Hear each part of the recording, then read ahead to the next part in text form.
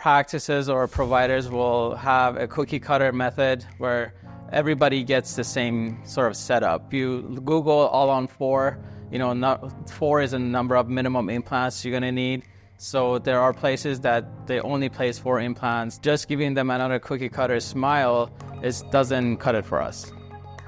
Went to a couple other places and everybody was about the same, but everybody made it seem like when you woke up, you had your teeth and it would be done. Nobody really said, well, hold on, it's not that simple. Because in your mind, you think it can't be that simple. Until I came here. Dr. Clark actually he sealed the deal. He went through everything realistically. There are steps that we're gonna take.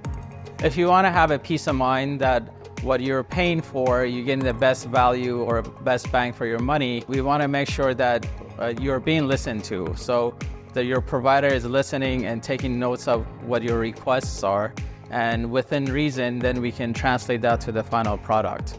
That goes hand in hand to making sure we design it in such a way that is not only implants are placed, but they're placed in a position that we can clean them properly, we can water pick, we can floss underneath them, we can chew on them properly. So come and visit us. We can't wait to meet you and give you the smile that you're always waiting for.